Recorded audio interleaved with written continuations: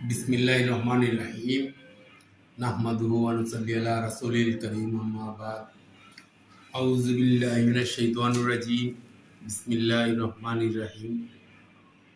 প্রিয় দেশবাসী, আসসালামু আলাইকুম। আপনারা সবাই অবগত আছেন যে বাংলাদেশ জাতীয়তাবাদী দল বিএনপির চেয়ারম্যান তিনবারের প্রধানমন্ত্রী আপসহীন নেত্রী দেশনেত্রী বেগম খালেদা জিয়া আজ অসুস্থ। ওনার শারীরিক সুস্থতার জন্য আমাদের ভারপ্রাপ্ত চেয়ারম্যান মহোদয় জনাব তারেক রহমান সাহেব সবার কাছে দোয়া চেয়েছেন। একজন সন্তান হিসেবে ওনার মায়ের জন্য দোয়া করার জন্য দেশবাসীর কাছে আহ্বান জানিয়েছে।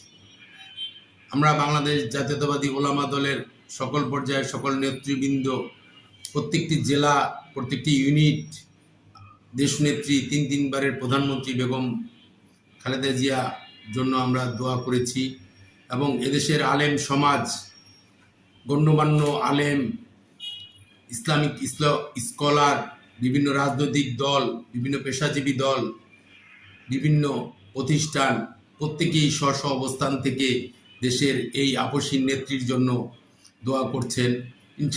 ইনশাআল্লাহ অচিরেই মহান আল্লাহ রাব্বুল আলামিন আমাদের এই নেত্রীকে সুস্থ করে আমাদের মাঝে ফিরিয়ে দিবেন এবং আগামী দিনে দেশ পরিচালনার জন্য একটি ইসলামে আত্মবিশ্বাসী, ইসলামী মূল্যবোধে বিশ্বাসী রাষ্ট্র প্রতিষ্ঠার জন্য যে নেত্রী নিরঙ্কুশভাবে কাজ করে যাচ্ছেন, ওনাকে সুস্থ করে আগামী দিনের আমাদের এদেশের নেতৃত্বের আসনে বসাবেন এবং সরকার পরিচালনার জন্য বসাবেন।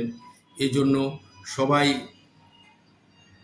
আপনার মনের অন্তঃস্থল থেকে মন দিয়ে দোয়া করবেন যেন আল্লাহ আমাদের এই দোয়াকে কবুল করে নেয়। আমিন।